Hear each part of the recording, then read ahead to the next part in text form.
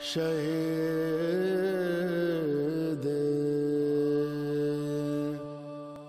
کربلا بابا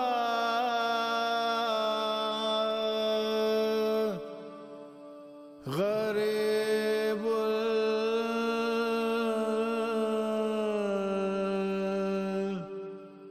بے وطن بابا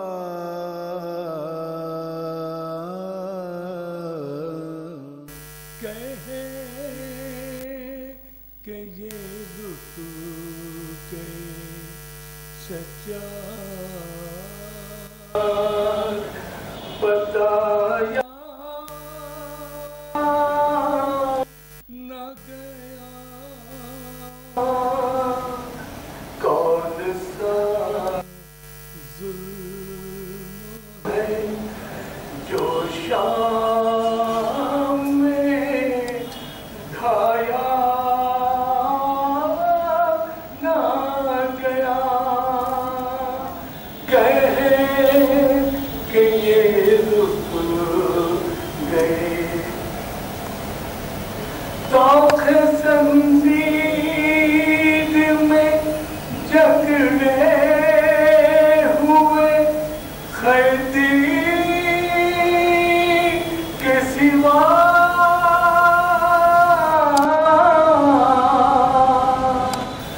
طوق زنجیر میں جکڑے ہوئے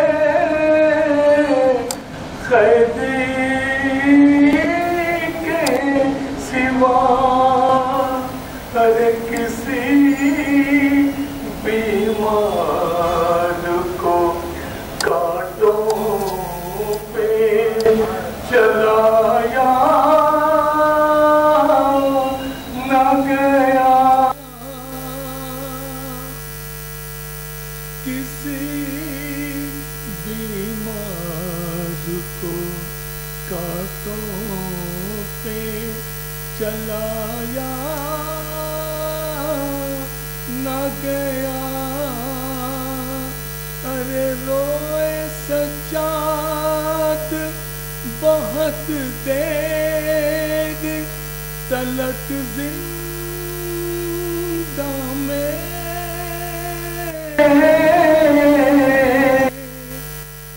روئے سجاد بہت دیر تلک زندہ میں لاش جب بانی سکینہ کا اٹھایا نہ گیا ارے دیکھا سیراب ذبیحے کو تو بولے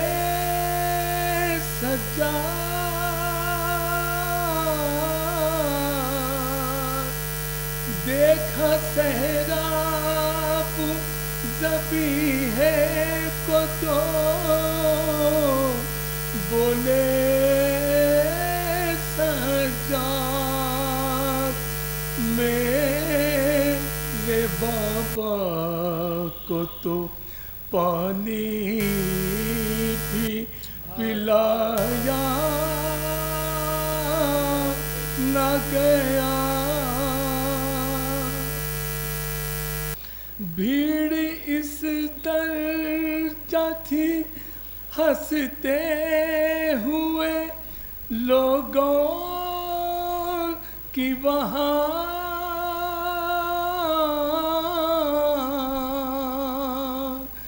بھیڑ اس درجہ تھی ہنستے ہوئے لوگوں کی وہاں سر بھی بازار میں آبے سے اٹھایا نہ گیا باپ کا سر جو ملا روئی لپٹ کر ایسے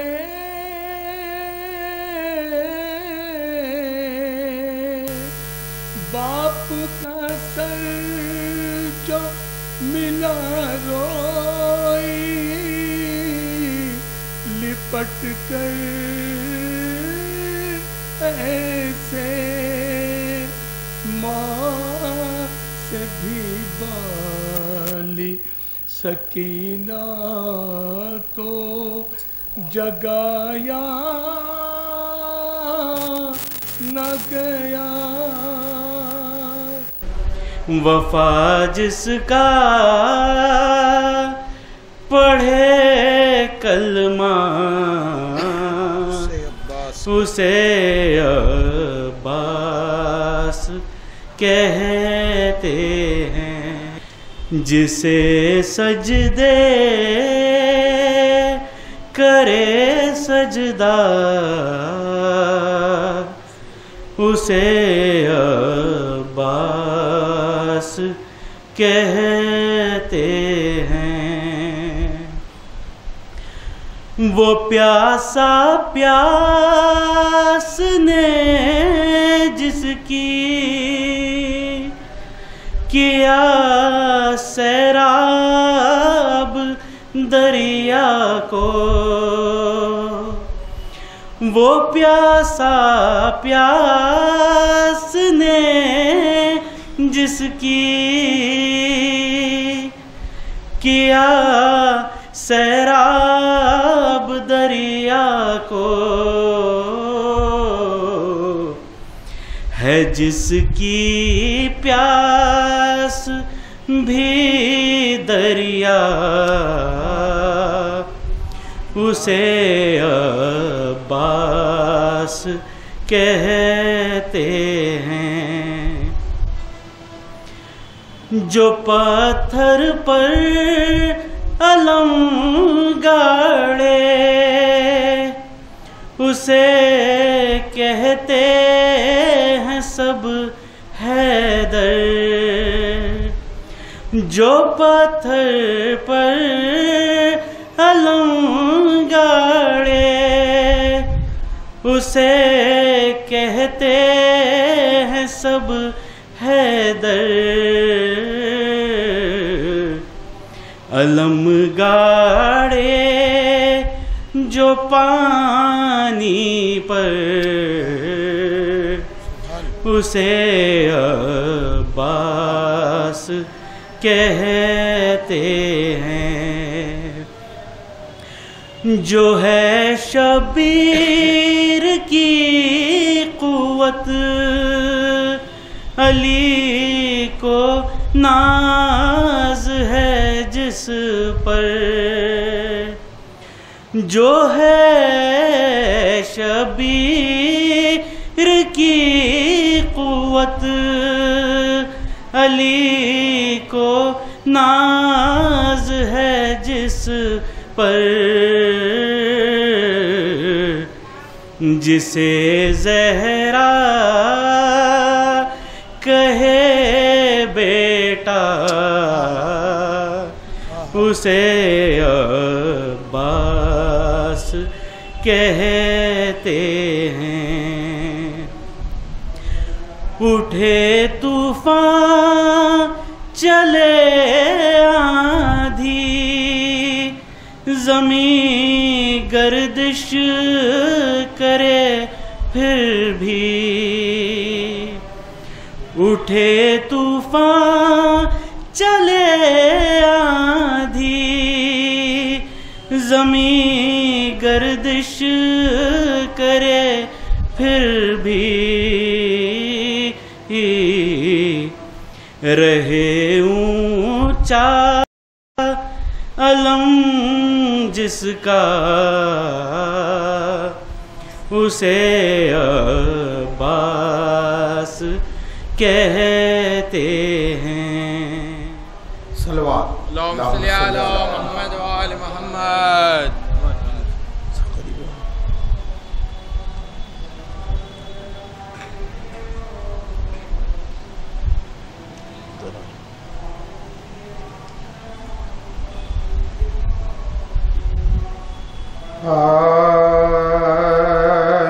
گئی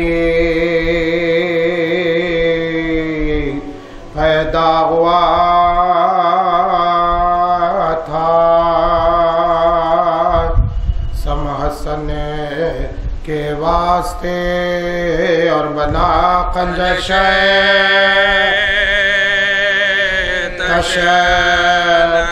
اور بنا کنجش تشنا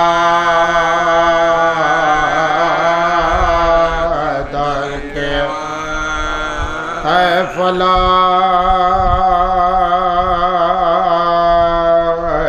زینب کو تو نے کیوں پھرایا در بدار ماتم شبیر کیا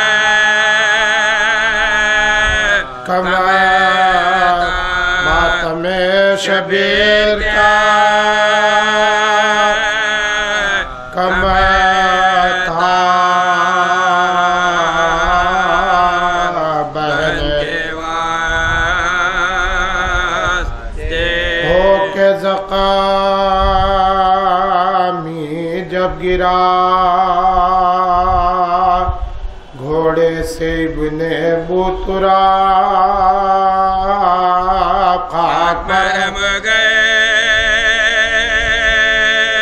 زخم خاک مرم ہو گئے زخم بدل کے واسطے جس گھڑی بندنے لگا کنگنا تو طف نے کہا دست کبرا میں جگہ رکھے دست کبرا میں جگہ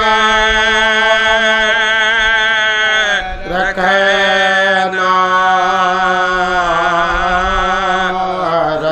کے شمر سے کہتی تھی زینب لینا تو چادر میری یہ دار نے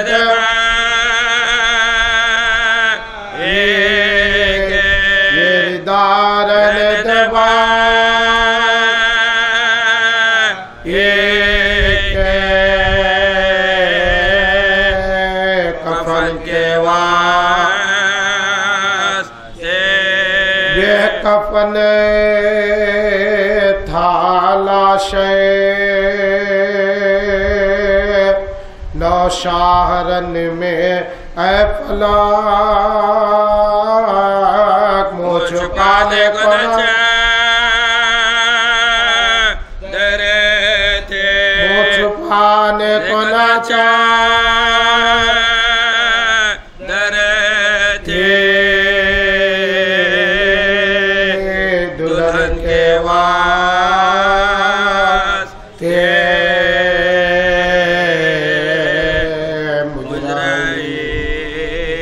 پیدا ہوا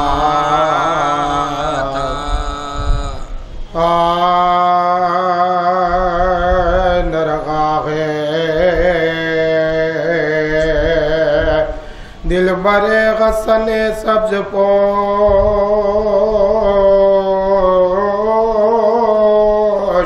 پرے چاروں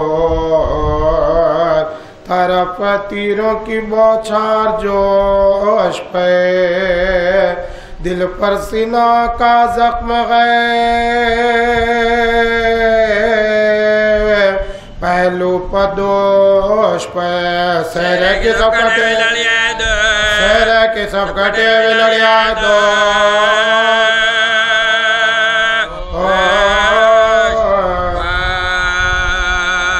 تلوارن میں دولہ کا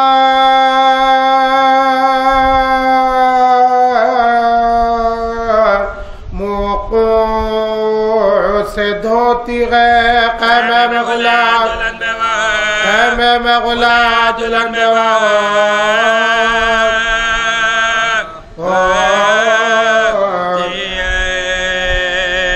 سر کاٹنے ادھر سے بڑے فوج کے سوار دوڑے ادھر سے شالم کر کے ذوالفقار تھے سات اکبر عباس نامدار دہشت تیجر کے باغزدہ دہشت تیجر کے باغزدہ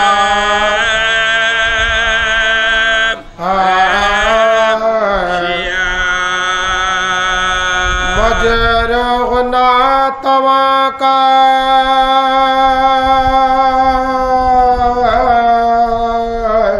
عجب غال ہو گیا گھوڑا گھوڑوں سے جسم دولہ کا پامالو ہو گیا رونے لگے امام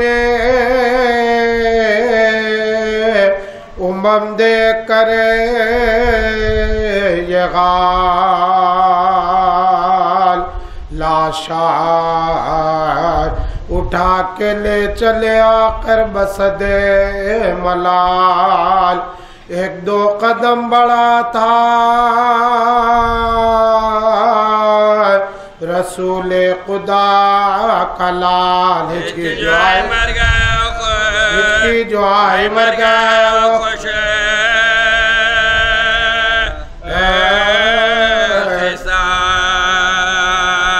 گودی میں شے کی پھول سا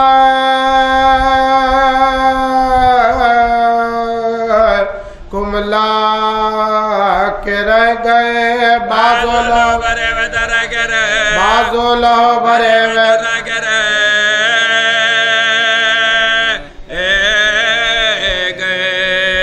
فضا نے دیکھا شے کو جو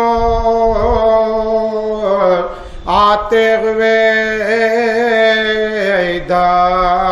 ادھر خیمے کے صحن سے یہ پکاری بچشم تر سیدانیوں رو سے ہوشیار باخبر دیوڑی تکائی مادر نوجانا دیوڑی تکائی مادر نوجانا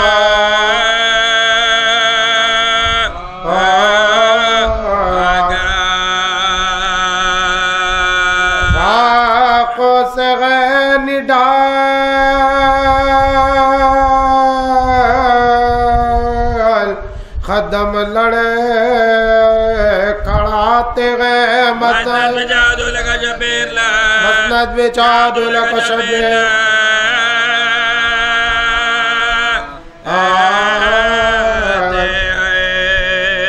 حالت غیر غم سے غیر شہ خوش قصال کی ہے جوانی قاسم یوسف جمال کی پوشاکوں سے سرخ غیر اس نونغال کی آؤ برا دیکھ لو جو برگلا آؤ برا دیکھ لو جو برگلا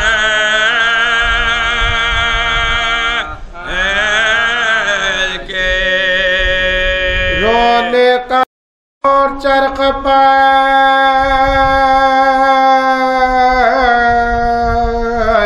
جاتا ہے صاحب دولہ چچا کی گود میں آتا ایسا دولہ چچا کی گود میں آتا ایسا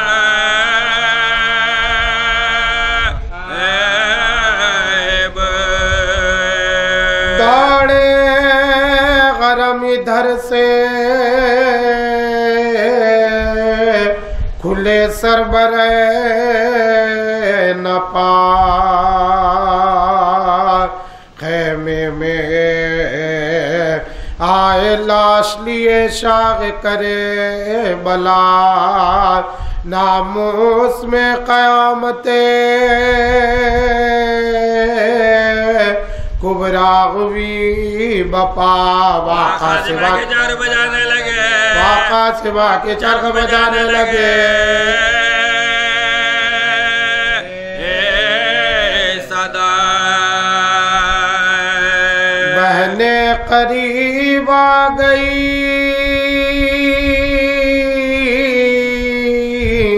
आंसू बगाने को फैलाए माने हाथ गले से लगा फैलाए माने हाथ गले से लगा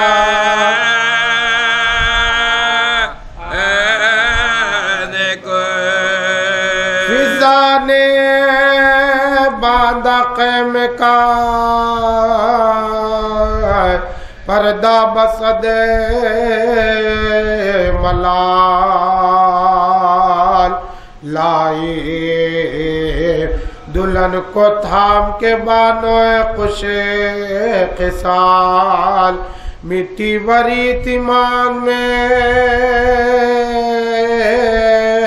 कुबरा कथा ये गाल मैली से चादर ओढ़े कोले सरे मैली से चादर ओढ़े कोले सरे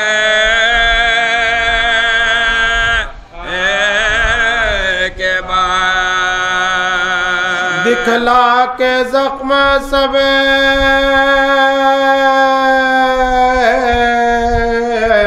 जसदे पाश पाश के बिठला दिया बिठला दिया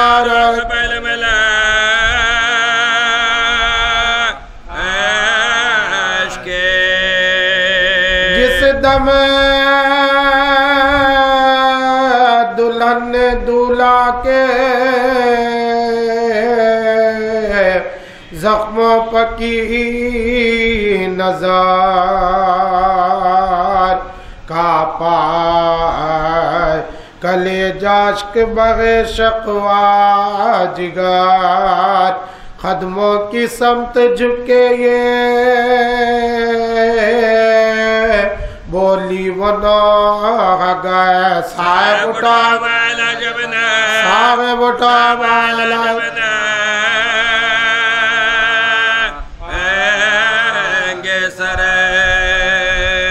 खोले बाल बेकसो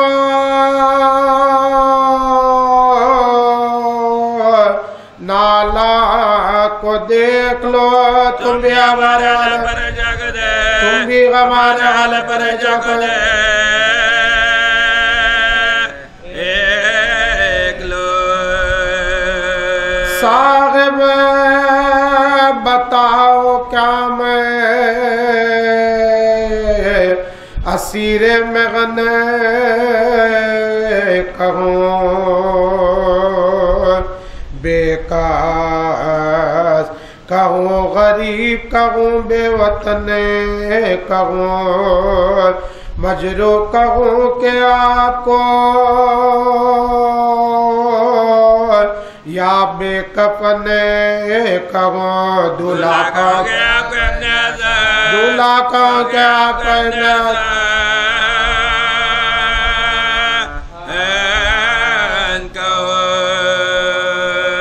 क्या कह के रोऊं कोई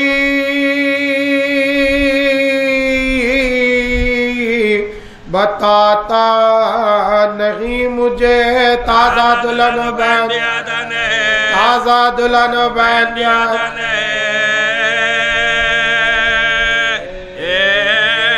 मुझे फिजा ने लाके इतने में रणसाला रख दिया दूल्हा की माँ ने हाथ में उसको उठा लिया बोली के इसको पहनो ये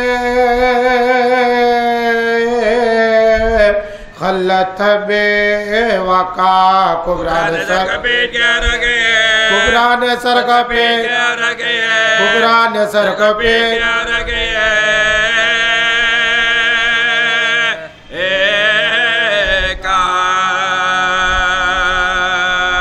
اب کیا لباس بے وقا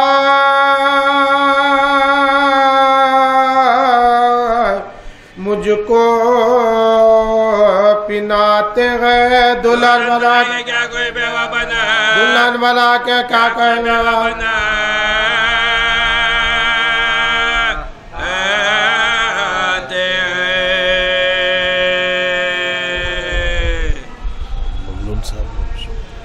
ایک سلوات اور بابا کی بلند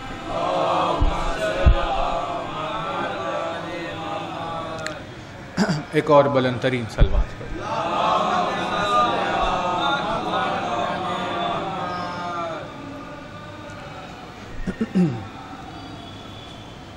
لا حول ولا قوة الا باللہ العلی العظیم اعوذ باللہ من الشیطان اللعین الرجیم بسم اللہ الرحمن الرحیم الحمدللہ الذی قصرت عن رؤیتہ ابصار الناظرین وعجزت عن نعتہ اوہام الواصفین صلی علی محمد وآلہ الطاہرین ولعنت اللہ علی اعدائہم وقتلتہم اجمعین من اللعن الی قیام یوم الدین اما بعد فقد قال اللہ سبحانہ تبارک و تعالی فی کتابہ المبین وقولہ الحق بسم اللہ الرحمن الرحیم الحمدللہ رب العالمین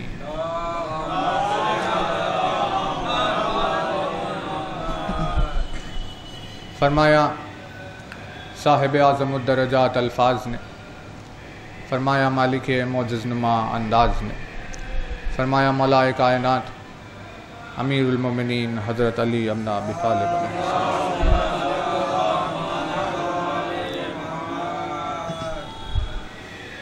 مولا کائنات کے جس مبارک و مقدس فرمان سے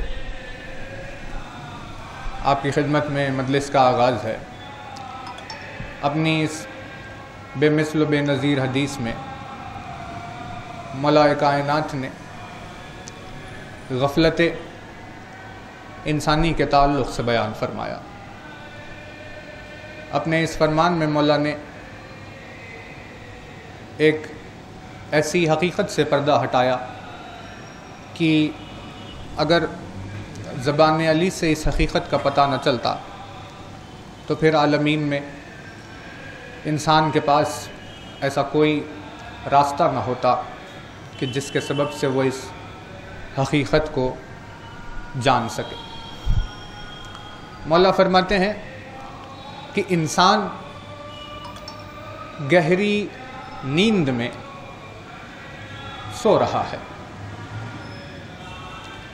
اور جس دن اسے موت آئے گی اس دن وہ جاگ جائے گا۔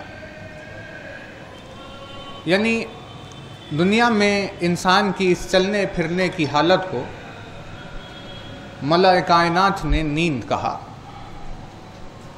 اور جسے وہ اپنی زندگی یا بیداری سمجھ رہا ہے، اس کا وہ آخری لمحہ کہ جس لمحے میں اس کی روح قبض کی جائے گی اور انسان کو موت آئے گی، مولا نے فرمایا کہ وہ لمحہ اس کے نیند سے بیدار ہونے کا لمحہ ہے۔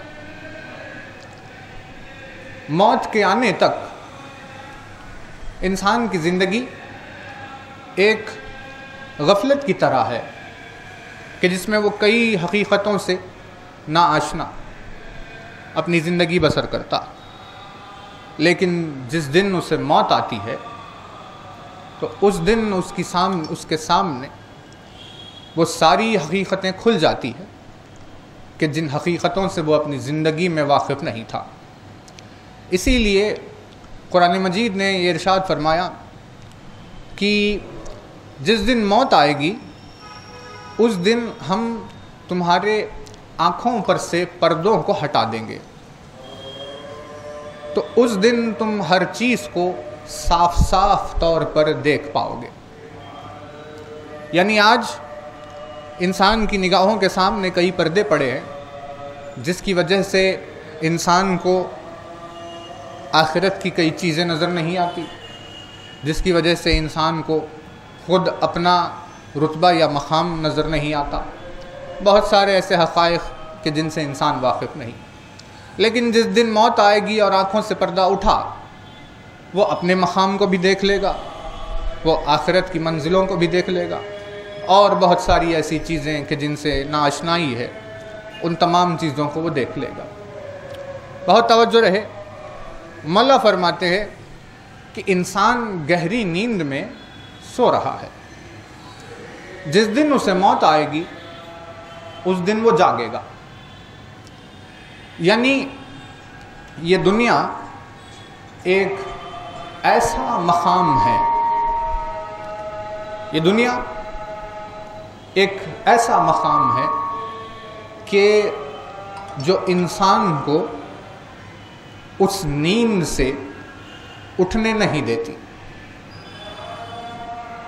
ہر وہ شخص جو اپنی زندگی دنیاوی مصروفیات میں، دنیاوی آسائشوں اور آرائشوں میں گزار رہا ہے، اس کا مطلب یہ ہے کہ دنیا اسے نیند سے بیدار ہونے نہیں دے رہی۔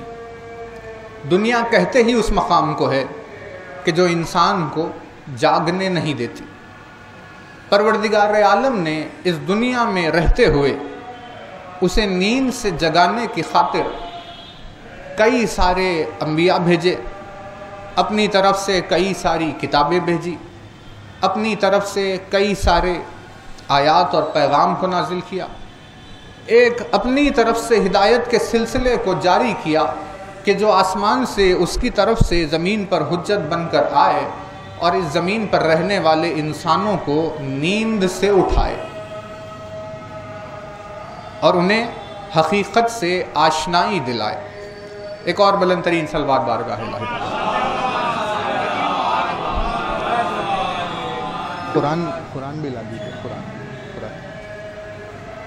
ایک اور بلند ترین صلوات پر۔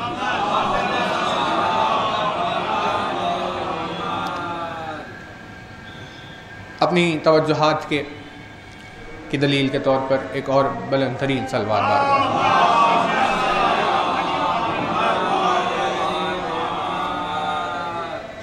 توجہات رہے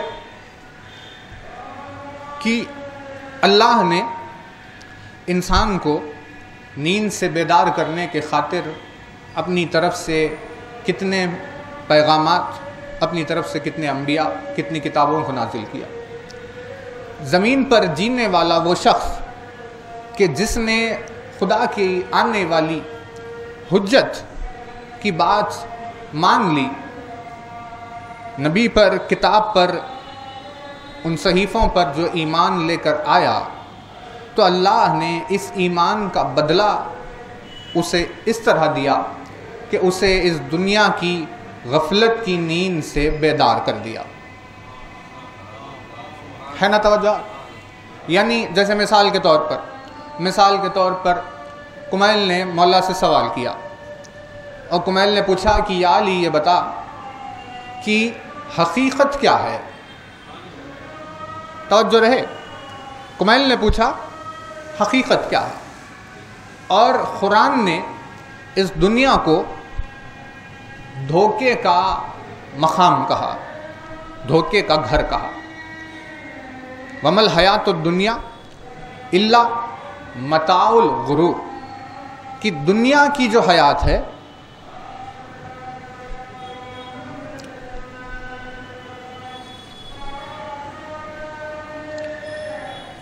ایک صلوات اور بارگاہ الہی۔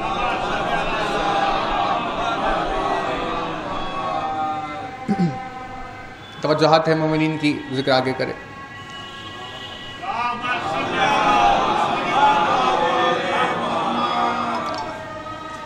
ذہن منتشر نہ ہونے پائے، خدمت میں آپ کی کلام خدا سے کچھ باتوں کو عرض کرتے ہوئے مجلس تمام کرنے کا ارادہ ہے۔ تمام صاحبان ایمان ایک مرتبہ اور بلند ترین صلوات پڑھ لیں۔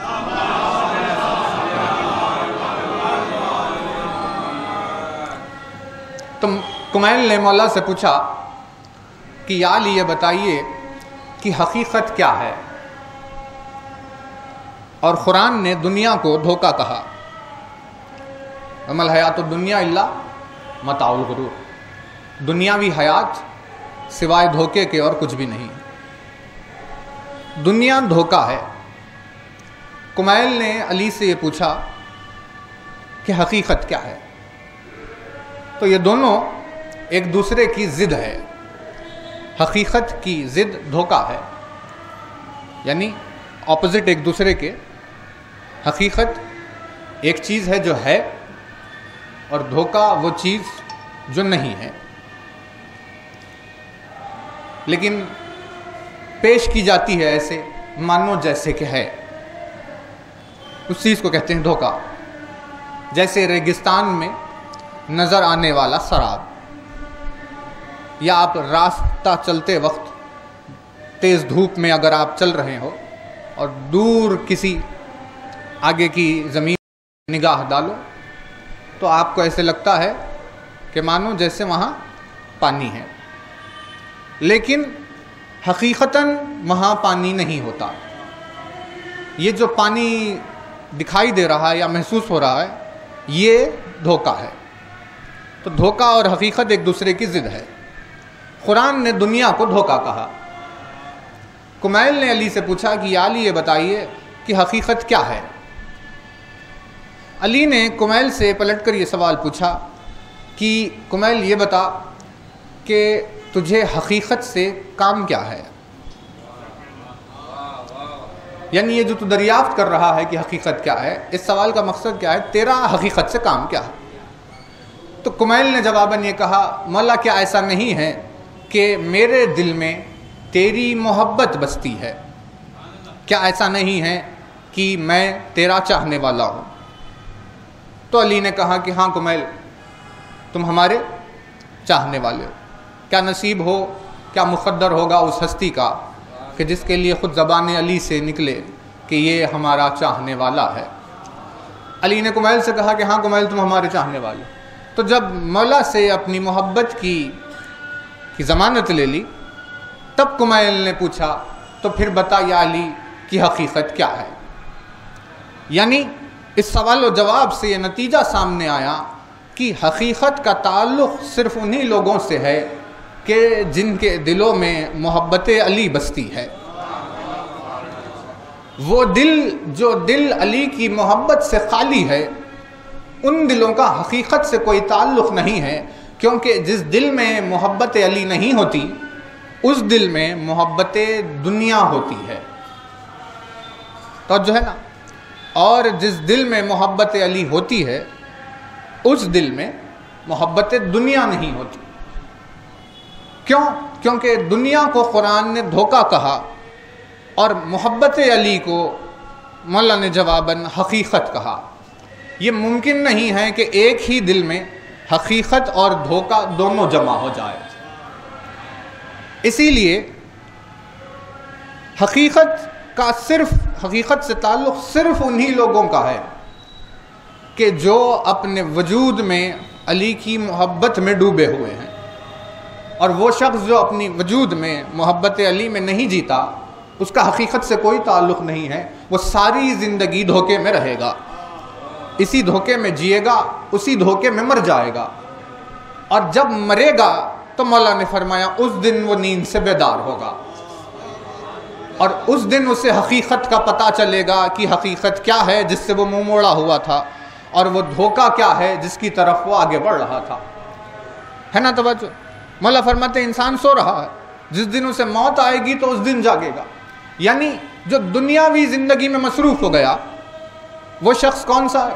وہ شخص وہ ہے کہ جس نے اپنے آپ کو دھوکے میں ملوث کر دیا، اور اب یہ دنیا کا جمع کرنا کہ جائیداد بنائی یا یہ ساری چیزیں کی یا دولت جمع کی یا جو بھی، یہ سارا دنیا کا جمع کرنا اس خواب کی طرح ہے کہ جو انسان سوتے وقت دیکھتا ہے۔ یعنی جب ہم سو رہے ہیں تو ہم نے خواب میں دیکھا کہ بھئی ہمیں خزانہ مل گیا، ہم نے خواب میں دیکھا کہ بھئی ہمیں بہت ساری دولت مل گئی، ہم نے خواب میں دیکھا کہ ہمیں خواب میں کیا کیا عجیب عجیب چیزیں حاصل ہو گئی، ساری چیزیں ہم نے دیکھ لی، لیکن یہاں نیند سے بیدار ہوئے تو ہمیں پتہ چلا کہ جو کچھ بھی ہمیں حاصل ہوا تھا وہ محض دھوکے کے اور کچھ نہیں ہے، وہ محض خواب کے اور کچھ نہیں ہے۔ مولا نے فرمایا دنیا کا جمع کرنا بھی اسی خواب میں حاصل ہونے والی دولت کی طرح ہے کہ اس وقت تک اس کے ساتھ ہے جب تک کہ وہ نیند سے اٹھا نہیں۔ یہاں اس کی آنکھیں نیند سے کھلی اور وہاں اسے پتا چلا کہ حقیقت میں اس کے پاس کچھ بھی نہیں۔ ویسے ہی علی نے فرمایا وہ لوگ جو دنیا جمع کر رہے ہیں وہ ویسے ہی سامان کو جمع کر رہے ہیں جو خواب میں پایا جاتا ہے، لیکن جیسے ہی دنیاوی حیات ختم ہوئی اور وہ اس دنیا کو چھوڑ کر گئے تو بیدار ہو گئے، اور جب بیدار ہوئے تو پتا چلا کہ ان کے ہاتھوں میں کچھ نہیں ہے۔ تو اللہ نے قیامت کے روز انسان کو خالی ہاتھ اپنے دربار میں بلانا نہیں چاہا، اسی لیے اس نے رسول اور انبیاء اس زمین پر بھیجے تاکہ دنیا کے درمیان میں انسان کو اس نیند سے بیدار کرے، تاکہ انسان کو اس نیند سے اٹھائے اور جگائے۔ اب جو بھی خدا کی حجت پر ایمان لے کر آیا اور جس نے دنیا سے منہ موڑ لیا اور ولی خدا کی طرف متوجہ ہو گیا تو یہ شخص وہ ہے جو دنیاوی زندگی میں جیتے ہوئے نیند سے بیدار ہو گیا، ہے نا۔ یعنی آج وہ وجود کے جس کے سینے میں سراپا پروردگار عالم کی حجتوں کی محبت بستی ہے، تو یہ کون شخص ہے؟ یہ وہ شخص نہیں ہے جو سو رہا ہے، بلکہ یہ وہ شخص ہے کہ جو حجت کے آنے کی وجہ سے نیند سے بیدار ہو گیا، ہے نا۔ توجہات، آپ کی توجہ اسی چیز پر رہے کیونکہ واقعے کے درمیان میں یہی ایک شے ہے کہ جس کا پروردگار نے ذکر کیا۔ مولا نے فرمایا دنیاوی حیات سوائے ایک خواب کے اور کچھ نہیں، اور انسان سو رہا۔ اب رہی بات اس سونے کی، تو اللہ نے سونے کے لیے رات بنائی، جعلنا اللیل لباسا، کہ ہم نے رات کو تمہارے لیے لباس بنایا، اور رات وہ وقت ہے جسے اللہ نے سونے کے لیے رکھا۔ جعلنا النہار معاشا جعلنا اللیل لباسا، ہم نے صبح نہار کو ہم نے معاش کے اپنی رزق کے تلاش کرنے کا وقت رکھا، اور ہم نے رات کو تمہارے سونے اور آرام کرنے کا وقت رکھا، ہے نا۔ تو انسان کو کیا چاہیے؟ دن میں اپنی روزی تلاش کرے، رات میں سو جائے۔ یہ کیا ہے؟ یہ ہے نظام دین۔ یعنی اسلام نے انسان سے یہ نہیں کہا کہ دن میں سو جائے اور رات میں نکلے، بلکہ انسان نے کہا کہ وہ دن میں نکلے روزی تلاش کرے اور رات میں سو جائے۔ تو پتہ یہ چلا کہ اسلام جو مذہب آیا ہے وہ اس فطرت کے اعتبار سے ہے جس فطرت پر یہ عالم چلتا ہے، توجہ ہے نا۔ یعنی اگر آپ مذہب کو چھوڑ کر جسمانی طور پر بات کریں تو جسم کو صحت کب ہوگی؟ جب وہ صبح اٹھے گا اور رات میں سو جائے گا۔ جلدی صبح اٹھنے سے اور جلدی رات میں سونے سے جسم بھی صحت مند ہے۔ کیوں؟ کہ اسی لیے کیونکہ نظام عالم اور جسم ایک ساتھ چل رہے ہیں، اسی لیے یہ دونوں ایک دوسرے کی تعاون کریں گے، ہے نا۔ توجہات، یہ کیا ہے؟ یہ ہے دین کے حق ہونے کی دلیل، دین کی سچائی کی دلیل۔ یہ ہے کہ کوئی بھی دین سچا ہے یا نہیں اگر اسے معلوم کرنا ہو تو بس اتنا دیکھنا ہوگا کہ وہ دین باعتبار فطرت عالم ہے یا نہیں۔ اگر رات میں سونے سے صحت ہوتی ہے اور اگر مذہب رات کے میں جاگنے کا حکم دے رہا ہے تو اس کا مطلب یہ ہے کہ فطرت کے خلاف ہوا، اور جو فطرت کے خلاف چلا وہ دین حق نہیں ہے۔ توجہ ہے نا آپ کی؟ مطلب دین کی حقانیت کو معلوم کرنے کے لیے طریقہ یہ ہے کہ وہ دیکھیں کہ باعتبار فطرت عالم کون سا دین ہے۔ اب اگر اسلام کو سراپا دیکھا جائے تو اسلام میں کوئی حکم ایسا نہیں ہے جو اللہ نے فطرت کے خلاف دیا ہو۔ ہر حکم اسلام کا دیا گیا انسان کے مزاج اور اس کی فطرت کے اعتبار سے ہے، جس کی وجہ سے یہ ثابت ہوا کہ اسلام سچا مذہب ہے کیونکہ باعتبار فطرت عالم ہے۔ لیکن یہ جو عالم ہے، اس عالم کو مولا نے چھوٹا کہا، اصغر، یہ عالم اصغر ہے، یہ زمین، یہ آسمان، چاند، سورج، ستارے، یہ اتنی پھیلی ہوئی کائنات کو علی نے عالم اصغر کہا، اور انسان کے بدن کو مولا نے عالم اکبر کہا۔ تو اب اگر دین کی سچائی کو دیکھنا ہوگا تو اب اصول یہ ہوگا کہ وہ دین سچا ہے جو باعتبار فطرت عالم اکبر ہو، جو باعتبار فطرت نفس ہو۔ اس نفس کی فطرت کے خلاف اگر چلا جائے تو وہ دین سچا نہیں ہے، اور اس کی حقانیت کو پہچاننے کے لیے نفس کی موافقت کو دیکھا جائے گا کہ نفس کے ساتھ کہاں کہاں تک چل رہا ہے۔ تو اس عالم اسلام میں وہ موقع کہ جب رسول اعظم نے دین کے نفس کے ساتھ ہونے کا اعلان کرنا چاہا تو اس وقت سب سے پہلے یہ سوال پوچھا، یہ بتاؤ کیا میں تمہارے نفسوں پر تم سے زیادہ حق رکھتا ہوں یا نہیں؟ سب نے جواب دیا کہ ہاں یا رسول اللہ۔ لیکن یہ سوال اس موقع پر کیوں کیا جا رہا ہے؟ وہی آئی تھی کہ علی کی ولایت کے پیغام کو پہنچائے۔ اس وقت رسول نے سب سے گواہی لے لی کہ تمہارے نفسوں پر تم سے زیادہ حق میں رکھتا ہوں، کیونکہ اب اس کی ولایت کا اعلان کرنے والا ہوں کہ جس کا مزاج باعتبار فطرت نفس ہوگا۔ توجہ ہے نا آپ کی؟ یعنی باعتبار فطرت عالم اکبر جو مذہب ہوگا، اس اعتبار سے دین کی حقانیت یہ ہے۔ بہت توجہ رہے کہ ہر حکم اسلام کا اسی اعتبار سے آیا۔ پروردگار نے یہ حکم نہیں دیا جو فطرت کے خلاف چلا جائے۔ مثال کے طور پر آیت نازل ہوئی کہ ہم نے رات سونے کے لیے بنائی، حکم سب کو یہی ہوا کہ وہ جل جائے، سو جائے۔ توجہ رہے، قرآن مجید میں ایک بھی آیت نہیں ہے ایسی جو یہ کہہ رہی ہو اپنے بندوں سے کہ رات کو جاگو، ہے نا؟ ایک بھی آیت نہیں ہے جو یہ حکم دے رہی ہے رات میں جاگنے کا حکم ہے فطرت کے اعتبار سے کہ سو جاؤ۔ اور خدا نے کچھ واقعات بیان کیے اپنے کچھ بندوں کے، جن کے مزاج کو قرآن نے کوٹ کیا اور فرمایا کہ ہمارے نیک بندوں میں سے کچھ یہ ہیں۔ توجہ رہے، ہمارے نیک بندوں میں سے کچھ یہ ہے کہ جو راتوں کو جاگا کرتے تھے۔ حکم یہ ہے دین میں کہ جب بھوک لگے تو کھانا کھاؤ۔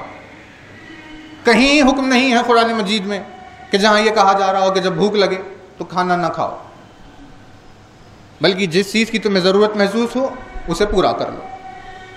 لیکن مثال دی گئی ان لوگوں کی کہ ہمارے کچھ بندے ایسے ہیں کہ جو ہماری راہ میں بھوکے رہا کرتے تھے، دن تمام روزہ رکھتے تھے اور رات تمام جاگا کرتے تھے۔ توجہ ہے نا؟ یعنی رسول اعظم کے لیے بھی پروردگار عالم نے آیت کون سی نازل کی؟ قم اللیل الا قلیلا۔ جب رات میں جاگ کر عبادت کر رہے ہیں تو کیا کہا کہ اے میرے حبیب، آپ رات تمام ایسے جاگا نہ کریے، سو جائیے، تھوڑی سی دیر اگر آپ جاگ لیں تو کافی ہے نا؟ قم اللیل الا قلیلا، کچھ دیر کے لیے سو جائیے، کچھ دیر کے لیے جاگیے۔ یعنی دین باعتبار فطرت حکم دے گا، تقاضا نہیں کرے گا جو فطرت کے خلاف ہو۔ رات ہم نے سونے کے لیے بنائی ہے، حکم بھی آیا کہ رات میں سو جاؤ. بھوک لگے تو کھانا کھانا چاہیے، حکم بھی یہی آیا کہ تم یہی کرو. سارے احکام فطرت کے اعتبار سے ہے، لیکن مثالیں ان لوگوں کی دی گئی کہ یہ وہ بندے ہیں جو راتوں میں جاگا کرتے تھے، یہ وہ بندے ہیں جو دنوں میں روزہ رہا کرتے تھے، یہ وہ بندے ہیں جو ہماری راہ میں تکلیفیں اٹھایا کرتے تھے. ہے نا؟ مطلب کیا ہوا کہ بھائی اللہ نے زکریا کی، یحییٰ کی، عیسیٰ کی، موسیٰ کی، ان تمام کی کئی مثالیں بیان کی. کہیں ان سب میں ایک بات یہ تھی کہ وہ جب رات ہوتی تھی تو ساری دنیا تو سو جاتی تھی، لیکن یہ لوگ ہماری محبت میں جاگا کرتے تھے. اللہ نے ان لوگوں کی تعریف کی، ان لوگوں کی مدحت کی کہ جو رات میں جاگتے تھے. اب قرآن کے مزاج کو جس نے دیکھ لیا تو یہ بات واضح ہوئی کہ خدا نے کسی سے بھی کبھی بھی محبت کے جتانے کا تقاضا نہیں کیا. توجہ ہے نا؟ بات واضح نہیں ہے؟ ایک اور بلند ترین صلوات پڑھ لیجیے.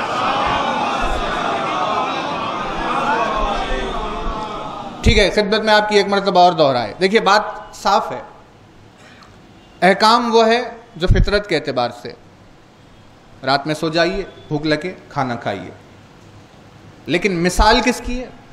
مثال ان لوگوں کی ہے جو رات میں جاگتے تھے، مثال ان لوگوں کی ہے جو دن میں روزے رہا کر، یعنی اپنی بھوک بھی برداشت کرتے تھے، اپنی نیند کو بھی ترک کرتے تھے. جبکہ خدا نے ایسا ایک بھی حکم نہیں دیا، لیکن وہ اپنی طرف سے کرتے تھے. کیونکہ وہ اپنی طرف سے کرتے تھے، اللہ نے ان لوگوں کی مثالیں بیان کر دی کہ یہ ہمارے بندے ہماری محبت میں ایسا کرتے تھے. ہم نے ان سے کبھی نہیں کہا کہ رات میں جاگو، لیکن وہ ہماری محبت میں جاگتے تھے. تو اس کا مطلب یہ ہوا کہ جو خدا سے محبت کرے گا وہ اپنی طرف سے ایثار اور قربانی پیش کرے گا. خدا کبھی کسی سے یہ تقاضا نہیں کرے گا کہ تم اپنی طرف سے قربانیاں یا ایثار پیش کرو، بلکہ وہ اپنی طرف سے کرے گا. یعنی محبت کرنے والا کبھی اپنے محبوب سے کہے گا نہیں کہ تم اپنی محبت ہمیں جتاؤ، بلکہ وہ اسے خود جتانی ہوگی کہ ہم آپ سے کتنی محبت کرتے ہیں. توجہات ہے نا؟ یعنی ایسا ہی مزاج ہے دین کا. اب کوئی تلاش نہ کرتے رہے کہ بھئی قرآن میں کہاں لکھا ہے رات میں جاگنا، قرآن میں کہاں لکھا ہے کہ جب بھوک لگ جائے تو نہیں سونا، کہاں حکم دیا گیا، کہیں بھی پروردگار عالم نے کہیں پر بھی یہ حکم نہیں دیا. لیکن مثالیں دی ان لوگوں کی جو اپنی طرف سے ایثار و قربانی پیش کیا کرتے تھے. ہے نا توجہات؟ یعنی خدا ہر چیز کا تقاضا نہیں کرے گا، بلکہ کچھ چیزوں کو بندوں کی محبت کے اوپر بھی چھوڑے گا کہ انہیں کتنی محبت ہے اور وہ اپنی محبت کو ہم پر کیسے جتاتے ہیں. ویسے ہی اگر کوئی قرآن تلاش کر رہا ہو کہ بھئی بتائیں قرآن میں کہ ہمیں کہاں لکھا ہوا ہے کہ ماتم کیا جائے، تو قرآن میں کہیں پر بھی یہ حکم نہیں آئے گا کہ جیسے رات میں جاگنے کا حکم نہیں آیا، جیسے بھوک لگتے وقت بھوکے رہ جانے کا حکم نہیں آیا، ویسے ہی خدا ماتم کرنے کا حکم نہیں دے گا. بلکہ وہ لوگ جو اپنی طرف سے محبت حسین رکھتے ہیں وہ اپنے ایثار و قربانی کو پیش کریں گے. بھائی دیکھیں توجہ رہے، دین کیا ہے؟ دین یہ ہے جان کو بچاؤ، کیونکہ یہ تمہارے لیے واجب عمل ہے. جان کا بچانا واجب ہے. جو واجب کو ترک کرے وہ کیا ہوا؟ یہی رول ہے نا. نماز پڑھنا واجب ہے، نماز کو چھوڑنا حرام. کیوں؟ کیونکہ رول یہ ہے کہ واجب کو ترک کرنا حرام ہے. جان کا بچانا ہے واجب.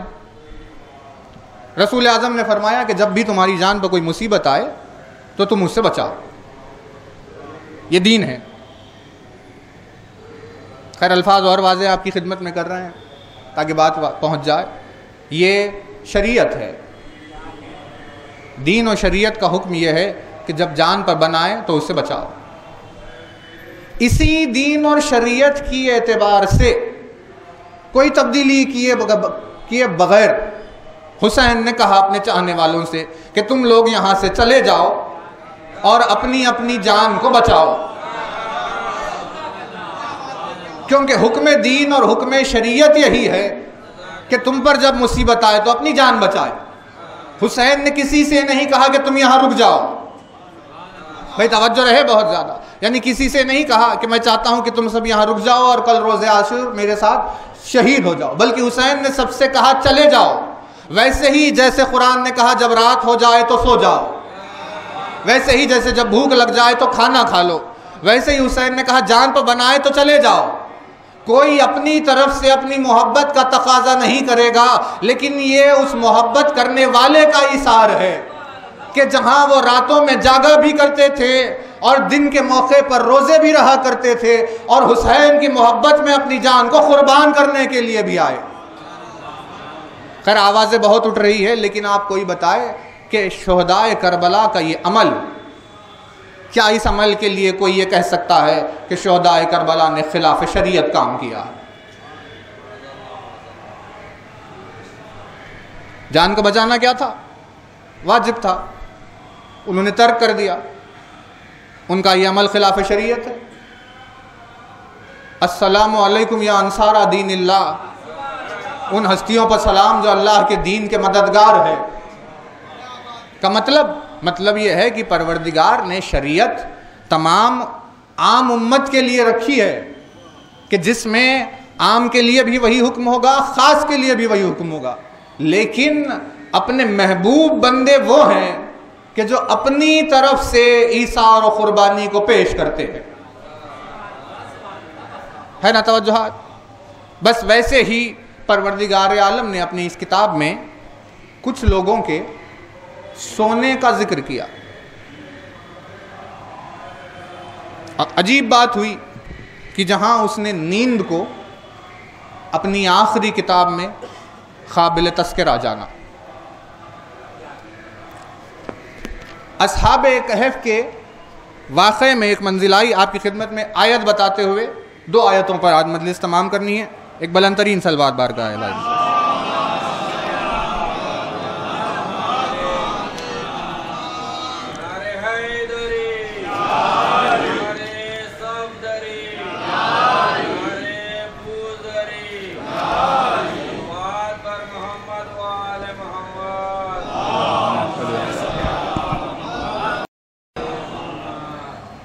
کیوں؟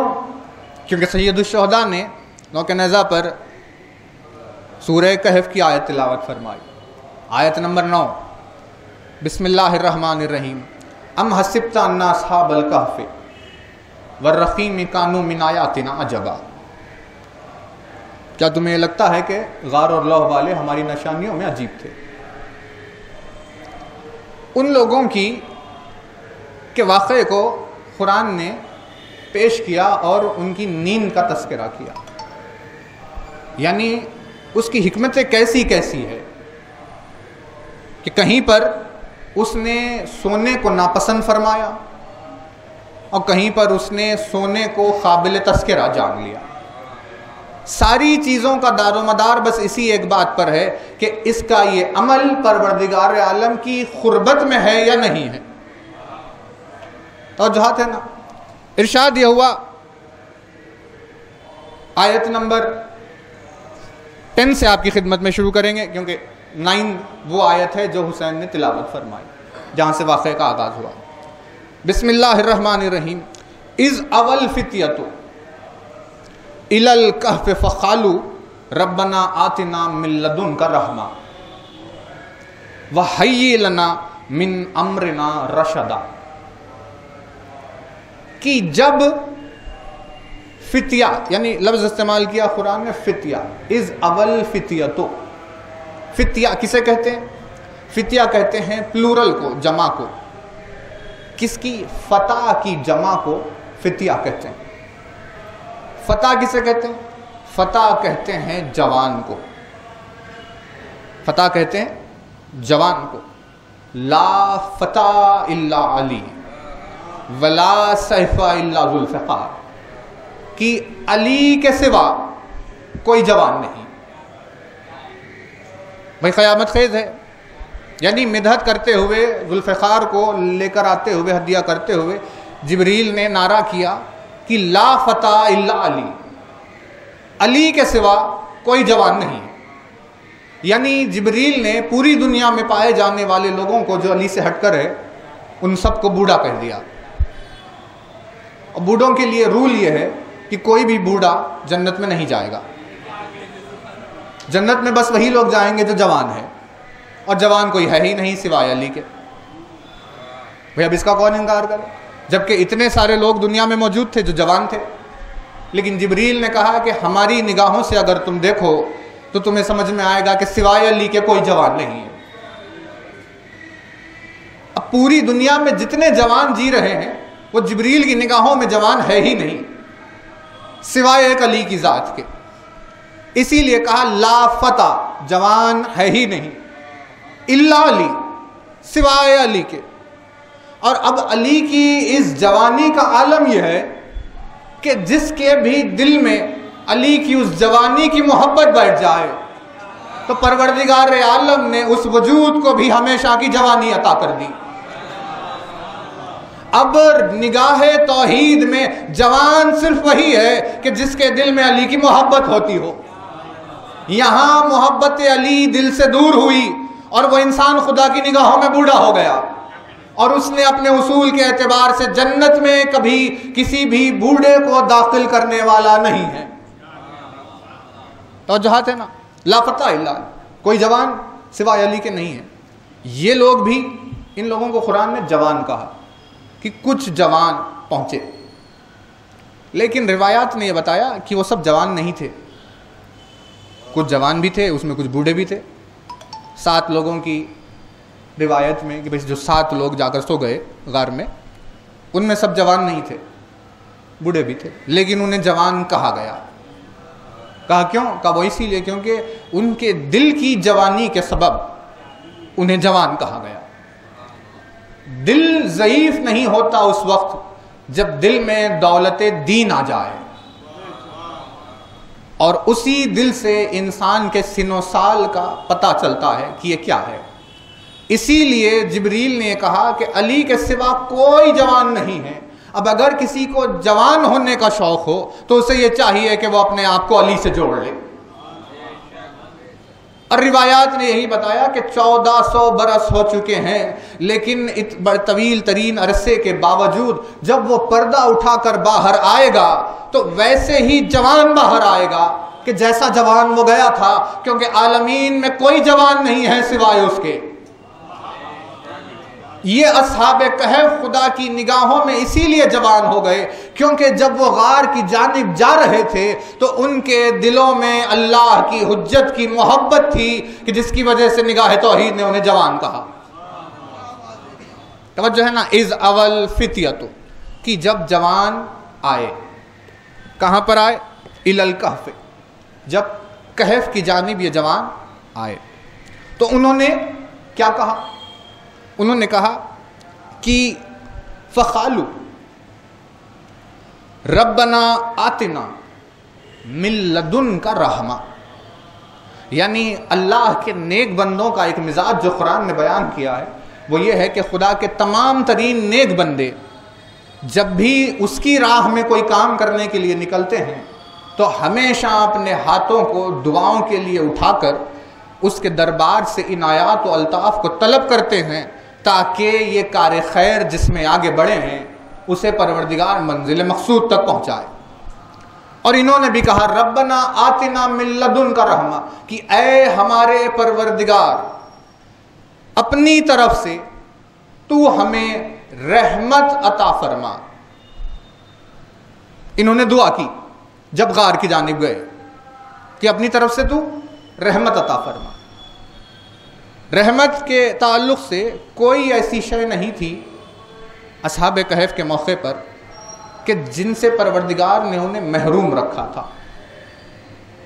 وہ محل کے وزیر تھے تو ان کی زندگی کا کیا طرز عمل رہا ہوگا؟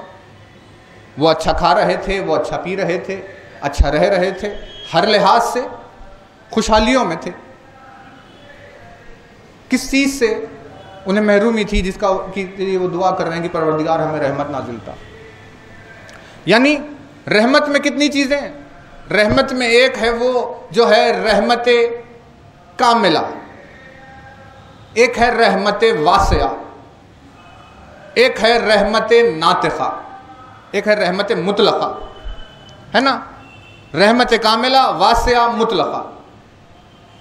رحمت کاملہ کسے کہتے ہیں؟ کامل یعنی وہ رحمت کہ جو کسی کے لیے کافی ہو اور اس سے بڑھ کر اس کے لیے اس کو ضرورت نہ ہو، اسے کہتے ہیں رحمت کاملہ۔ جیسے مثال کے طور پر ایک سانس، یہاں انہوں نے ایک سانس لی، ان کی زندگی کے لیے کافی ہے، اس ایک سانس کو کہتے ہیں رحمت کاملہ۔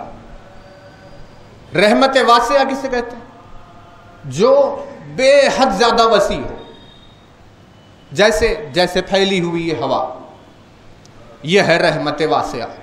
آپ زمین کے کسی بھی گوشے میں جائے وہاں ہوا مل جائے گی، لیکن آپ کو جینے کے لیے اس پوری ہوا میں سے ایک سانس چاہیے، یعنی رحمت واسعہ میں سے رحمت کاملہ چاہیے۔ لیکن رحمت مطلقہ کسے کہتے ہیں؟ رحمت مطلقہ اس وجہ کو، اس سبب کو کہتے ہیں کہ جس سبب کی وجہ سے تمام مخلوقات کے اوپر اللہ نے اپنی رحمت نازل کی، اس وجہ کو کہتے ہیں رحمت مطلقہ۔ اور اسی رحمت مطلقہ کی وضاحت کے لیے پروردگار عالم نے ارشاد فرمایا کہ انی ما خلقت السماء مبنیہ ولا ارضا مدحیہ، کہ آسمان اور زمین کی کسی شے کو بھی میں نے خلق ہی نہیں کیا مگر ان 5 کی محبت میں کہ جو چادر کے نیچے جمع ہیں۔ یعنی بات واضح ہوئی کہ اہل بیت ہے رحمت مطلقہ، اور اس رحمت مطلقہ کی وجہ سے ہمیں رحمت واسعہ بھی ملتی ہے اور رحمت کاملہ بھی ملتی ہے، اور ہزاروں رحمتیں ہمیں ملتی ہے، کیونکہ ان سب کے پیچھے وہ وجہ ہے کہ جس وجہ کے سبب پروردگار سب پر رحمت نازل فرما رہا ہے۔ یعنی اصحاب کہف کی تعریف قرآن مجید نے اسی لیے کی کیونکہ یہ جب غار کی جانب گئے تو انہوں نے پروردگار عالم کے دربار میں معرفت اہل بیت کا سوال کیا۔ جب یہ غار کی جانب گئے تو انہوں نے خدا کے دربار میں محبت اہل بیت کا سوال کیا کہ پروردگار ہم نکلے ہیں تیری راہ میں، لہٰذا تو ہمیں اپنے اس امر میں ثابت قدم رکھ اور اپنی طرف سے ہمیں رحمت عطا فرما کہ جس رحمت سے ہمیں دنیا و آخرت میں کامیابی ملے۔ توجہ ہے نا؟ یعنی یہ وجہ ہے جس بنا پر پروردگار عالم نے اصحاب کہف کے واقعے کو قرآن میں رکھا، ورنہ یہ کہ صرف سو جانے میں پروردگار عالم کو کیا دلچسپی ہوگی، لیکن کیونکہ وہ پہنچے وہاں یہ دعا کرتے ہوئے کہ محبت اہل بیت حاصل ہو، وہ عرفان حاصل ہو، اسی لیے پروردگار نے انہیں قابل تذکرہ جانا۔ توجہ ہے نا؟ کل آپ کی خدمت میں کون سے لفظ پر بات ہوئی؟ رشد پر، کہ جہاں جنہوں نے کیا کہا کہ یہ عجیب ہے کیونکہ یہ رشد کی طرف ہدایت کرتا ہے۔ انہوں نے کیا کہا؟ وَحَيِّ لَنَا مِنْ أَمْرِنَا رَشَدًا، پروردگار ہم نکلے ہیں تیرے نام کی الفت و محبت کے خاطر، لہٰذا تو ہمیں اپنی جانب سے ہمارے اس کام میں، امر میں رشد عطا فرما۔ جس رشد کے تعلق سے جنہوں نے کہا کہ یہ رشد کی طرف ہدایت کرتا ہے وہ قرآن، انہوں نے کہا کہ تو ہمیں رشد کی طرف، ہمیں رشد عطا فرما اور ہمارے امر کو آسان بنا دے۔ دعا مانگی جا رہی ہے۔ اصحاب کہف نے پروردگار عالم کے دربار میں غار میں پہنچنے کے بعد رشد کا جب سوال کیا تو خدا نے ان کی جانب اسی رشد کا پیغام پہنچایا جس رشد کے سبب صحیح اور غلط میں فرق پیدا ہوا، جس رشد کے سبب راشد اور رشید کون ہے یہ پتا چلا، جس رشد کے ساتھ جڑنے کے خاطر دنیا نے لفظ راشدین کا استعمال کر لیا۔ توجہات ہے نا؟ یہ واقعہ ایسے ہی گزرا۔ تو اب نیند کا آنا کتنا مشکل امر ہے۔ یہ بادشاہ سے مخالفت کرتے ہوئے نکلے، ان سب کو قتل کرنے کے لیے بادشاہ کی فوج آ رہی ہے، ان کے پیروں کے نشانات، ان کی سواری وغیرہ، ان تمام چیزوں کو دیکھ دیکھ کر انہوں نے معلوم کر لیا کہ یہ کس غار میں چھپے ہوئے ہیں۔ جب جان پر اتنا بڑا دھوکہ ہو تو یہ بتائیے کہ کیا اس موقع پر نیند آتی ہے؟ اس موقع پر ہرگز نیند نہیں آتی۔ تو وہ جس بے چینی میں تھے، اور اس بے چینی میں انہوں نے دعا کی کہ پروردگار تو ہمیں رشد عطا فرما۔ یہاں انہوں نے رشد کی دعا کی، پروردگار عالم نے انہیں رشد عطا فرمایا، اور اتنے بڑے لشکر کے پیچھے ہونے کے باوجود اصحاب کہف کو نیند آ گئی۔ ہے نا بات واضح؟ ان لوگوں کو اتنی بڑے جان کے دھوکے کے باوجود بھی نیند آئی۔ کیا دعا کی کہ ہمیں رشد عطا فرما۔ آیت نے کہا، یہ آپ کی خدمت میں دکھا دیں کہ آیت نے ارشاد ہوا فَضَرَبْنَا عَلَىٰ آذَانِهِمْ فِي الْكَهْفِ سِنِينَ عَدَدًا۔ تو ہم نے ان کے کانوں پر ضرب لگائی۔ جب انہوں نے کہا کہ پروردگار ہم نکل کر آئے ہیں تو تو ہمیں اپنی طرف سے رحمت عطا فرما، اور ہمارے اس امر میں تو ہمیں رشد عطا فرما۔ انہوں نے یہ دعا کی، تو اس دعا کے جواب میں خدا نے ان کے کانوں پر ضرب لگائی۔ یعنی کیا قیامت خیز لفظ استعمال کیا قرآن نے۔ 1400 برس ہو گئے، انسان کو ابھی ابھی سمجھ میں آ رہا ہے کہ کسی کی نیند کا بے انتہا شدید تعلق ہوتا ہے اس کے کان سے، اور اگر کسی کو سلانا ہو تو اس کے کانوں کی طرف متوجہ ہو کر اسے سلا دیا جاتا ہے۔ جیسے کہ بچپن میں اپنی آغوش میں اگر ماں نے اپنے بچے کو لیا ہو اور وہ اسے سلانا چاہے تو وہ اس کے کانوں میں لوری دیتی ہے، جس کی وجہ سے بچے کو نیند آ جاتی ہے۔ یعنی 1400 برس پہلے نیند کے تعلق سے قرآن نے کہا کہ ہم نے ان کے کان پر ضرب لگائی۔ کب؟ جب انہوں نے یہ دعا کی کہ پروردگار تو ہمیں رشد عطا فرما۔ وہ دعا کر رہے ہیں کہ تو ہمیں رشد عطا فرما، اور جواباً کارروائی ہو رہی ہے کہ ان کے کانوں پر ضرب لگ گئی۔ تو اس کا اثر کیا ہوا؟ اس کا اثر یہ ہوا کہ وہ کئی برس تک غار میں سوتے رہے۔ بھئی عجیب بات ہے، ابھی لشکر سے ڈر کر آئے، سارا کاروان پیچھے لگا ہوا کہ کیسے قتل کرے، اور اتنی کشمکش کے عالم میں بجائے اس کے کہ آپ اپنی حفاظت کا کوئی انتظام کرتے، آپ غار میں سو گئے۔ کہا بھائی ہم نے تو اپنی طرف سے کوشش کر لی، اور ہم نے پروردگار سے دعا مانگی کہ تو ہمیں رشد عطا فرما۔ جیسے ہی ہم نے رشد کا سوال کیا تو پروردگار عالم نے اس رشد کے قصیدے ہمارے کانوں میں بیان کرنے شروع کیے۔ پروردگار عالم نے اس رشد کے فضائل ہمارے کانوں میں بیان کرنے شروع کیے۔ جیسے ہی ان فضائل کی تکرار ہمارے کانوں میں ہوئی تو وہ ساری دل کی دھڑکنیں اور کشمکش جو تھی وہ سب کچھ اطمینان میں تبدیل ہو گیا۔ اور جو ہی یہ سب کچھ اطمینان میں تبدیل ہوا تو ہمیں ایسی میٹھی نیند آئی کہ ہم 309 برس کے لیے سو گئے۔ نہیں، توجہ نہیں کر رہے۔ لیکن نیند کا آنا کتنا مشکل مرحلہ ہے۔ پروردگار عالم نے کہا ہم نے ان کے کان پر ضرب لگائی ہے، یعنی وہ کہہ رہا ہے کہ ہم نے انہیں لوری دی تاکہ وہ سو جائے، لیکن اس لوری میں اتنی مٹھاس تھی کہ جب تک انہیں دوبارہ اٹھایا نہ گیا خدا کی جانب سے وہ پھر اٹھے ہی نہیں۔ اور پھر آج بھی جو سو رہے ہیں تو جب تک خدا نہ اٹھائے گا وہ نہیں اٹھیں گے۔ کا مطلب آخر ایسی کیا چیز انہیں سنا دی گئی کہ جس کی وجہ سے وہ اتنی زیادہ پرسکون نیند میں ہیں۔ بھائی توجہ ہے نا. ایک اور چیز کی طرف اشارہ کرے, بات واضح ہو جائے, تاکہ اسی لیے اشارہ ایک اور, کہ انسان کا سونا اس بات کی دلیل بن جاتا ہے کہ اسے سکون حاصل ہے.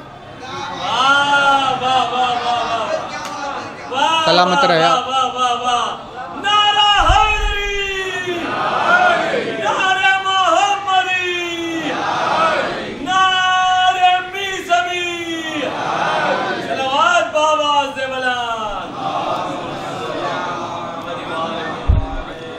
انسان کا سونا دلیل بن جاتا ہے کہ اسے سکون حاصل ہے. ورنہ اگر درد ہو, کسی قسم کی بے چینی ہو, تو وہ رات بھر کروٹیں بدلے گا, سوئے گا نہیں. لیکن اگر آنکھ بند ہوئی تو اس کا مطلب یہ ہے کہ خدا نے اسے سکون عطا فرمایا, جس کی وجہ سے وہ سو گیا. اب بڑی بڑی مصیبتیں ہوتی ہیں انسان کی زندگی میں جن سے وہ گزرتا ہے, لیکن ایک وقت آ جاتا ہے جب اس کی آنکھ لگ گئی. یہ آنکھ لگ جانا دلیل بن گیا کہ خدا نے اسے تسکین عطا فرمائی, جس کی وجہ سے وہ سو گیا. اب ان اصحاب کہف کا یہ مرحلہ ہوا کہ وہ اپنی جان کے دھوکے سے شہر سے نکل کر آئے. لشکر ان کے پیچھے انہیں قتل کرنے کے لیے آیا ہوا. ان تمام عالم میں انہوں نے دعا کی کہ پروردگار اپنی طرف سے ہمیں رشد عطا فرما, اور یہاں یہ دعا ہوئی کہ پروردگار نے ان کے کانوں پر ضرب لگائی اور وہ ایسے سوئے کہ 309 برس تک سوتے ہی رہے. تو آخر ایسی کون سی تسکین انہیں حاصل ہو گئی تھی, ایسا کون سا سکون انہیں مل گیا تھا؟ اسی رشد کی وضاحت میں آتے ہیں علی کے وہ تمام فضائل کہ جو ایک مومن کو یہ اطمینان عطا کر دیتے ہیں کہ اس پورا شوب اور ظلم و جور سے بھری ہوئی دنیا سے پریشان نہ ہونا, بلکہ ہم تمہیں ایک ایسی خوشخبری اور بشارت دے رہے ہیں کہ ہمیشہ کے لیے تمہیں اطمینان اور بلندی حاصل ہو جائے گی. جس ایک محبت کی وجہ سے بشارت جنت حاصل ہو, تب جا کر وہ اس اطمینان سے سوئے کہ 309 برس تک اٹھے ہی نہیں. بھائی توجہ ہے نا, یعنی اللہ نے ان کے سونے کا ذکر اسی لیے کیا, حالانکہ یہ ساری چیزیں جڑی ہوئی ہے ایک ایسے مرکز سے کہ جس کے اطراف میں 2 غار ہے. یہ جب غار میں پہنچے تو اطمینان سے سو گئے, اور وہاں جب غار میں کوئی پہنچا تو جان کے خوف سے رونے لگا. لشکر کا حملہ کہاں اور 40 لوگوں کا حملہ کہاں. لیکن ایک مقام پر نیند آ ہی نہیں رہی اور بے چینی ہی بے چینی تاری, اور یہاں یہ لوگ اطمینان سے سو گئے کہ پھر انہیں خدا نے اٹھایا تب اٹھے. کہ آخر یہ فرق کیسے ہوا؟ کہ یہ ایک ہے جو رشد کی جانب ہے تو نیند آئی, اور اس کا جاگنا دلیل ہو گیا کہ وہ رشد کی مخالفت میں تھا, اسی لیے نیند نہیں آئی. کیونکہ اگر راہ خدا میں نکل جاتے تو رشد و تسکین حاصل ہوتا اور آرام سے سو جاتے. توجہ ہے نا, یعنی بات تمام ہوئی. انشاءاللہ آگے کے واقعے کو کل آپ کی خدمت میں رکھیں گے, لیکن نتیجہ کلام بس یہاں پر حاصل ہے کہ تلواروں کے سائے میں سو جانا ایک بڑا امر ہوتا ہے. لشکر ان کے پیچھے آ رہا تھا, انہوں نے دعا کی کہ پروردگار اپنی طرف سے ہمیں رشد عطا فرما. تو اس رشد میں سوائے اس کی فضیلت کے اور کیا واقعہ ہو سکتا ہے کہ جسے آئین اور نظام بنا کر اللہ نے اصحاب کہف کو ڈھارس دی کہ تم 7 لوگ ہو کر ڈر رہے ہو, اور وہ اکیلا کتنے اطمینان سے سو گیا. بھئی 7 لوگ ہو کر تمہیں خوف ہو رہا ہے اور وہ اکیلا کتنے اطمینان سے سو گیا. اس ہمت کو جب ان تک پہنچایا تو اصحاب کہف کے لیے رشد کا کام کرا, انہیں تسکین حاصل ہوئی اور یہ سو گئے. ہجرت کے بعد مولا سے ملاقات ہوئی. چاہنے والوں نے پوچھا, یا علی, جس رات رسول نکلے مکے سے, آپ کو اپنے بستر پر سلایا, یہ بتائیے کیا اس رات آپ کو نیند آئی؟ یعنی میزان توحید یہ ہے کہ لا یخاص بالناس، کہ انسان اپنے خیاس سے اسے پہچان نہیں سکتا. مزاج انسان نے اپنے اعتبار سے یہ سوچا کہ بھئی کیسے نیند آ سکتی ہے جب کوئی قتل کرنے کے لیے آ، تو لہٰذا انہوں نے اس مزاج سے پوچھا کہ یا علی کیا آپ کو نیند آئی؟ تو علی نے فرمایا کہ اس رات، ہجرت کی رات، میں جیسے سویا، میری زندگی میں کبھی ویسی نیند نہیں تھی. یعنی جس اطمینان اور سکون اور گہری نیند میں سویا. اب کتنے اسرار علی کے اس نیند میں چھپے ہوئے.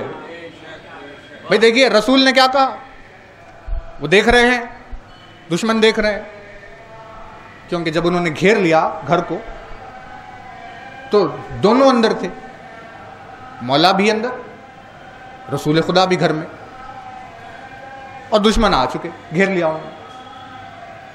یاسین کی اس آیت کی تلاوت کی، رسول نکل گئے. ان لوگوں کو دکھائی نہیں دیا کہ ہمارے سامنے سے کون گیا. اور علی سے کہا یا علی تم میرے بستر پر سو جانا. اور کیونکہ یہ مزاج رسالت سے واقف تھے، اسی لیے رسول نے مولا سے فرمایا کہ آپ ویسے ہی سو جائے جیسے میں سوتا ہوں. بھائی شکل و صورت، جسامت، یہ ساری چیزیں چادر کے اوڑھ لینے کے بعد بالکل ایسے لگ رہی ہے مانو جیسے رسول سو رہے ہیں. تو اب اگر کوئی سو جائے گھر میں، اگر ماں باپ آپس میں ایک بھائی ایک دوسرے سے اگر کہیں، مثال کے طور پر آپ اگر اسے کر کے دیکھنا چاہیں کہ ہوتا کیسے، اگر کوئی سو جائے تو وہ ویسے نہیں سو سکتا کہ اگر اسے کسی اور کی طرح سونا ہے، کیونکہ اگر سو گیا تو اس کا مطلب یہ ہے کہ بس نیند میں ہے. تو جب سو جائے گا تو اسے کیسے معلوم ہوگا کہ وہ کیسے سو رہا ہے؟ سلامت رہے. یہ تو جاگنے کا موقع ہے کہ انسان جب جاگتا رہے گا تب اسے معلوم ہوگا کہ وہ کیا کر رہا ہے. لیکن جب وہ سو گیا تو اسے کیسے معلوم کہ وہ کیسے سو رہا ہے؟ یعنی نیند میں بیداری، اور بیداری میں یہ علی کی نیند. یعنی رسالت مآب کی نیند کو ذہن میں رکھ کر ویسے ہی سونا دلیل ہے اس بات کی کہ علی کا شعور بیدار ہے. اور مولا کا یہ کہنا کہ میں جیسے شب ہجرت سویا ویسے کبھی نہیں سویا، یہ جملہ اس بات کی دلیل ہے کہ وہ سو رہا ہے. اب عالمین آج تک کشمکش میں ہے کہ یہ معلوم کرے کہ وہ اس رات سو رہے تھے یا جاگ رہے تھے. اس کا سونا عالمین کے جاگنے سے زیادہ فکر و تدبر کے ساتھ ہے. مولا سے پوچھا یا علی بتائیے آپ کو نیند آئی؟ مولا نے فرمایا بس جیسے سویا اس رات ویسی نیند کبھی نہیں آئی. کہ تلوار، کافر دشمن گھیرے ہوئے تھے، کیسے نیند آ گئی آپ؟ یعنی ان تلواروں کی وہ جھنکار اور کافروں کے وہ منصوبے اور قتل کرنے کی آپس میں ان کی سرگوشیاں، یہ سب کچھ علی کے لیے لوری کا کام کر گئی. سلامت رہے.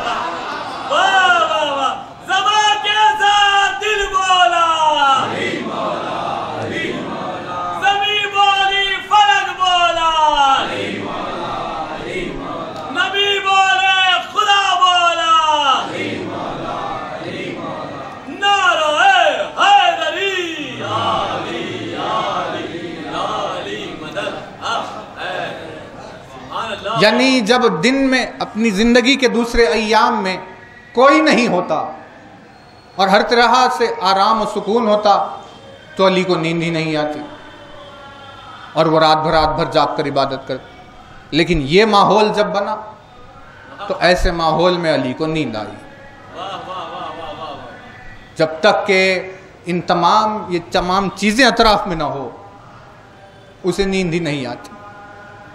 بہرحال سوئے، 309 برس یہ سو گئے. خدا نے پھر انہیں اٹھایا، پھر سلا دیا، ابھی تک سو رہے ہیں،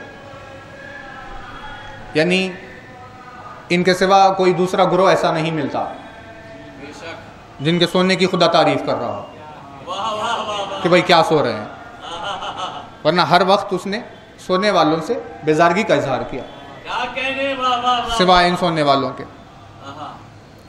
خدمت میں آپ کی واقعے کو آگے بڑھائیں۔ مومنین سے گزارش یہی ہے کہ انشاءاللہ 8 بجے تقریر کا آغاز ہوگا، تمام مومنین وقت کی پابندی کے اعتبار سے مجلس میں آ جائے۔ 14، 15، 16 3 اور دن یہاں پر ان مجالس کا سلسلہ باقی ہے۔ اس واقعے کی آیت کو حسین نے نوک نیزہ پر تلاوت فرمایا۔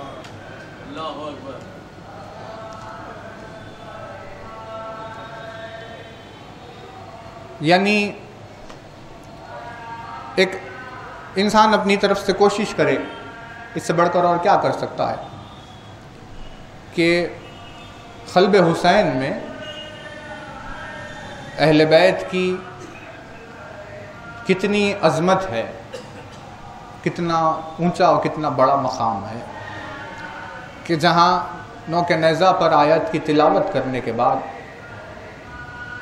اطراف میں کھڑے ہوئے ہر مجمع کی توجہات اپنی طرف کھینچ لی تاکہ کسی بی بی کے کھلے ہوئے سر پر نگاہ نہ پڑے۔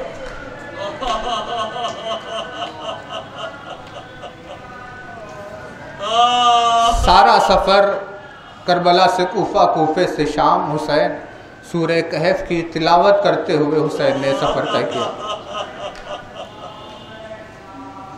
انہی حالات سفر سے خدمت میں آپ کی 2 باتیں بیان کرتے ہوئے مسائل تمام کریں گے کہ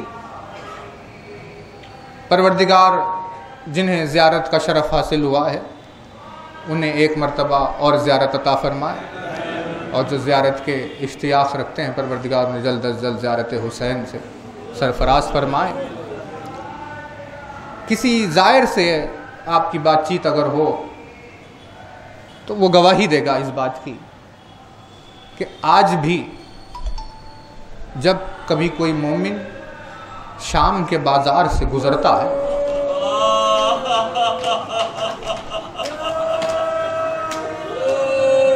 یعنی ایک ایسا راستہ درمیان میں آنے والا ایسا بازار کہ 1400 برس کے بعد کوئی مومنہ سر تابہ قدم برقعے میں ملبوس ہو کر آج بھی جس بازار سے گزرنا پسند نہیں کرتی، اس بازار سے اہل بیت گزارے جا رہے تھے، اس بازار سے علی کی بیٹیوں کا گزر ہو رہا تھا، ہاتھوں میں رسن بندی ہوئی، سروں سے چادریں چھینی ہوئی اور بلندیوں سے ان پر پتھر برسائے جا رہے تھے۔ ایسے سفر طے ہو رہا ہے۔ حسین نے سورہ کہف کی تلاوت کر کے چاہا کہ سب کی توجہ میری طرف ہو جائے، یعنی اپنے سر کے کٹ جانے کے باوجود بھی جس درد سے قلب حسین تڑپ رہا تھا وہ زینب کی بے ردائی ہے۔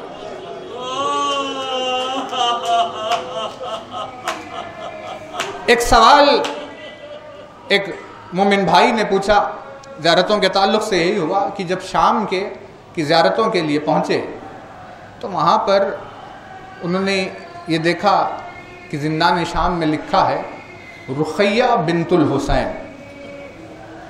تو ذہن میں ان کے سوال یہ آیا کہ امام حسین کی دختر کا نام تو سکینہ ہے، اب وہاں پر رقیہ بنت الحسین کیوں لکھا ہوا؟ سوال تھا، جواب ہوا۔ آپس میں جب بات چیت ہوتی رہی تو اس حقیقت کی طرف نگاہ چلی گئی، بس اسی سبب کے اوپر کہ وہاں رقیہ بنت الحسین کیوں لکھا ہوا، اس پر مجلس تمام۔ امام حسین نے اپنے بھائی مسلم کو کوفے کی جانب بھیجا، جو سفیر حسین بن کر گئے اور ان کا گھر امام حسین کے ساتھ ساتھ سفر میں آگے بڑھتا رہا۔ جناب مسلم کی ایک بیٹی جن کا نام رقیہ ہے، وہ حسین کے ساتھ ساتھ قافلے میں چلتی رہی۔ بس جب 9 ذی الحجہ کو مسلم ابن عقیل کی شہادت کی خبر آئی، اس خبر کو سننا تھا، حسین نے مسلم کی بیٹی کو قریب بلایا۔ پروردگار عالم کی تعلیمات ہے کہ دیکھو یتیم کے ساتھ کیسے رہنا چاہیے۔ سر پر ہاتھ پھیرا، حسین نے گوشوارے پہنائے۔ اس دن سے لے کر روز عاشور تک اس قدر حسین رقیہ کا خیال رکھا کرتے تھے، کیونکہ یہ بچی یتیم ہو گئی ہے، کہ جن لوگوں نے اس منظر کو دیکھا انہوں نے روایتوں میں یہی لکھ دیا کہ رقیہ حسین کی بیٹی ہے۔ ان الطاف و کرم کا سبب جب بھی پوچھا جاتا تو یہی جواب ہوتا کہ آپ کے بابا راہ خدا میں شہید ہو گئے ہیں، لہذا کسی کو اس کی یتیمی کا کبھی احساس نہ ہونے پائے۔ اور اس سبب سے حسین کے ان اعمال و دستور کو دیکھ کر لوگوں نے سمجھا کہ یہ حسین کی بیٹی ہے۔ چلتے چلتے ہر مقام پر سکینہ کی بھی نگاہیں ان شفقتوں پر پڑتی جاتی، اور سکینہ نے یہی خیال کیا کہ جب کوئی یتیم ہوتا ہوگا تو اس کے ساتھ ویسا ہی سلوک کیا جاتا ہوگا کہ جیسا میرا بابا رقیہ کے ساتھ سلوک کر رہا ہے۔ سارا راستہ ان منظر کو دیکھتے دیکھتے یہ اطمینان ہو گیا تھا، اور یہی خیال آ رہا تھا کہ اگر یتیمی کسی پر طاری ہو تو یہی سلوک ہوگا۔ روز عاشور حسین سکینہ کو الوداع کہہ کر میدان کی جانب گئے۔ کیا کہنے ان 4 برس کی معصومہ کے دل میں آنے والی امیدوں اور آس کہ اپنی نگاہوں سے دیکھ رہی تھی کہ کسی یتیمہ کا کیسے خیال رکھا جاتا ہے، لیکن عاشور کے بعد جب بھی اپنے بابا کو یاد کر رہی تھی تو رخساروں پر تماچوں کے نشان، کانوں سے بہتا ہوا خون جاری ہو گیا۔ ہر ایک مرتبہ اپنے بابا کو پکارنے پر سکینہ پر تازیانے برسائے جا رہے، یتیم ہونے کا یوں پرسیا دیا گیا۔